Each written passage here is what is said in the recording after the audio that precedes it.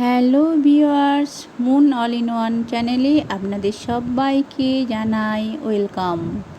আজকে আমি নিয়ে এসেছি আপনাদের সামনে মোরলা মাছের তেল ঝালের রেসিপি। তো মোরলা মাছের তেল ঝালের রেসিপি আমি কিভাবে বানাই বা কতটা কীরকম হয় সবটাই আপনাদের সাথে শেয়ার করব। তো বন্ধুরা, ভিডিওটা যদি ভালো লেগে থাকে অবশ্যই লাইক কমেন্ট শেয়ার দিয়ে আমার পাশে থাকবেন। আর যারা নতুন বন্ধু আসছেন তারা চ্যানেলটা সাবস্ক্রাইব করে নোটিফিকেশানটি অন করে রাখবেন। আর আমার কমিউনিটিতে একটা লেটার দিয়ে যাবেন, যাতে আমিও খুব সহজেই আপনার বাড়িতে পৌঁছে যেতে পারি। তো বন্ধুরা দেখুন, আমার কিন্তু মোরলা মাছের তেল ঝাল রেসিপিটা সুন্দর হয়েছে, দেখতে কিন্তু অসাধারণ লাগছে।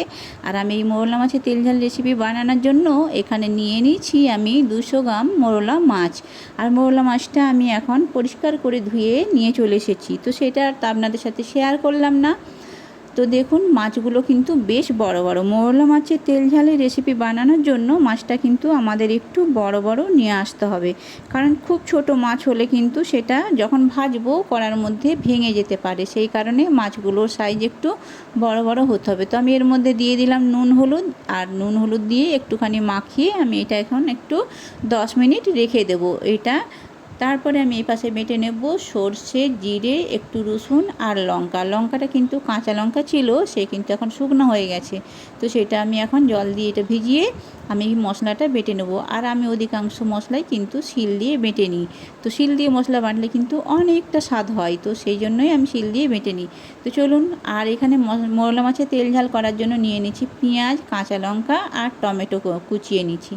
তো এখন আমি এই মশলাটা বেটে নিয়েছি, আর এই যে মশলাটা বেটে আমি এখানে রেখে দিচ্ছি। একটু কালার করার জন্য দিয়ে দিলাম এখানে হচ্ছে লঙ্কার গুঁড়ো বলতে এটা কাশ্মীরি লঙ্কার গুঁড়ো, এটা কিন্তু সাধারণ লঙ্কার গুঁড়ো ছিল না। আর আমি কিন্তু সাধারণ লঙ্কার গুঁড়ো ব্যবহার করি না, কোনো তরকারিতে আমি লঙ্কার গুঁড়ো ইউজ করি না। আর দিয়ে দিলাম হলুদ। তো হলুদটা দেওয়ার পরে এখানে বসিয়ে দিলাম কড়া, আর কড়ার মধ্যে কড়াটা গরম হতে দিয়ে দিলাম একটুখানি তেল। তেলটা গরম হওয়ার পরেই কিন্তু মাছটা দিতে হবে বন্ধুরা, নচেত কিন্তু মাছ কড়ার মধ্যে চিটিয়ে যাবে। আর যেহেতু মোরলা মাছ, সেহেতু কিন্তু চিটিয়ে গেলেই ভেঙে যাবে। সেই জন্য সবসময় তেলটা আমাদের গরম হওয়ার পরেই কিন্তু কড়ার মধ্যে মাছটা দিতে হবে। আর তোমরা দেখতে পাচ্ছ আমার কড়াটা কিন্তু বেশ গরম হয়ে গিয়েছিলো। আর আমি এখন মাছগুলো প্রত্যেকটা একটু একটু করে দিয়ে দিচ্ছি। আর মোরলা মাছের তেল ঝাল বানাতে কিন্তু ভীষণই সহজ। তো আপনারা চাইলে এইভাবে বানিয়ে দেখতে পারেন। আর অনেকেই কিন্তু মোরলা মাছের তেল ঝাল কেন, টক অনেক রকমের রেসিপি হয়। তো আমি আজকে মোরলা মাছের তেল ঝাল বানালাম। আর আমার মোরলা মাছের রেসিপি আরও আমার যে চ্যানেল আছে পম্পা কিচেন অ্যান্ড ব্লগে, তো আপনারা চাইলে ওখানে গিয়ে দেখতে পারেন। মোরলা মাছের আমশি দিয়ে টক অনেক রকমের রেসিপি বানানো আছে। তো যাই হোক, এখন দেখতে পাচ্ছেন মোরলা মাছটা আমার কিন্তু ভাজা হচ্ছে। আর একটুখানি আমি হালকা করে গ্যাসটা করেই মাছটা ভাজছি, কারণ কি হচ্ছে, নাহলে পুড়ে যাবে। আর মাছটা পুড়ে গেলে কিন্তু আপনার রেসিপিটাও সুন্দর হবে না। আর যেহেতু কড়াটা দেখুন আমি খুব গরম করেছিলাম, তারপরেও কিন্তু মাছটা হালকা হালকা করে লেগে যাচ্ছে। আর পরিষ্কার পরিচ্ছন্ন কড়াতে সবসময় আমাদের কিন্তু এই রেসিপিটা বানাতে হবে। মাছ জিনিস যখনই আমরা রান্না করতে যাব, কড়া কিন্তু একদম ক্লিন থাকা উচিত। তো দেখুন, মাছটা আমি আস্তে আস্তে করে তোলার চেষ্টা করছি। আর মাছগুলো বেশি খুব একটা কড়া করে ভাজবো না। মোরলা মাছ এমনিতেও কাঁচা রেসিপি বানানো যায়, আমি সেটাও আছে আমার চ্যানেলে। তো আপনারা চাইলে কিন্তু ওই চ্যানেলটাও একবার ভিজিট করে আসতে পারেন, কোনো অসুবিধা নেই। তো যাই হোক, আর যারা নতুন বন্ধু আসছেন প্রত্যেককেই কিন্তু বলবো আমার কমিউনিটিতে লেটার রেখে যেতে, যাতে আমি আপনাদের পরিবারে চলে যেতে পারি। আর একটু অপেক্ষা করবেন যে আমি কিন্তু ঠিক সময়ে আপনাদের পরিবারে চলে যাব। তো দেখুন, এখন আমি তেল ঝাল বানানোর জন্য দিয়ে দিলাম কড়ার মধ্যে তেল। আর তেল দেওয়ার পরে আমি এখানে দিয়ে দেবো পেঁয়াজ কুচিগুলো। যে পেঁয়াজটা কেটে রেখেছিলাম আপনাদের দেখিয়েছিলাম, তো পেঁয়াজগুলো আমি এখন দিয়ে দেবো। পেঁয়াজটা হালকা হয়ে ভাজা হয়ে যাওয়ার পরে ঠিক বাদামি বাদামি হয়ে যায়, যখন ভাজা হয়ে আসবে তখন কিন্তু আমি এখানে দেবো টমেটোগুলো আর কাঁচা লঙ্কা, সেটা এখানে মিশিয়ে দেব। তো দেখুন, আমার পেঁয়াজটা কিন্তু এখন ভাজা হচ্ছে।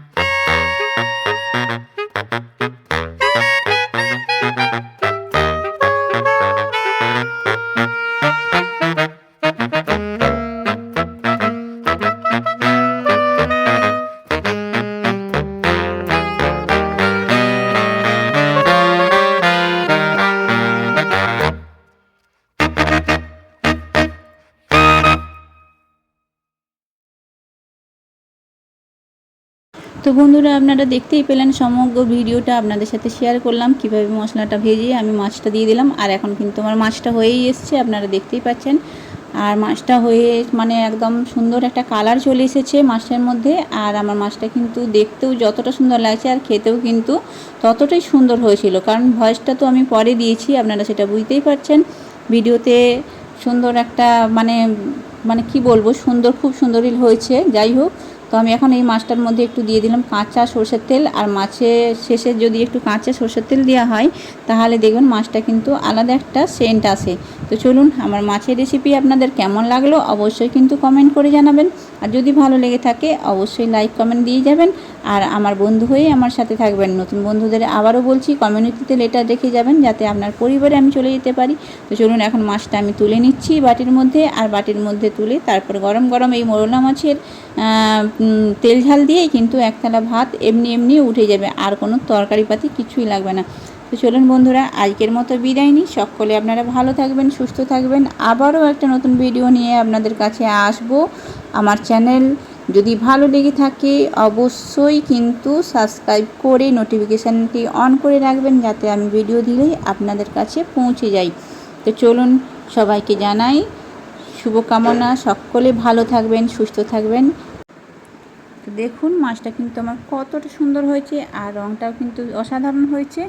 তো কেমন লাগলো অবশ্যই জানাবেন বন্ধুরা। চলুন, আজকের মতো বিদায়, সকলকে জানাই শুভকামনা। আবারও বললাম টাটা, ভালো থাকবেন।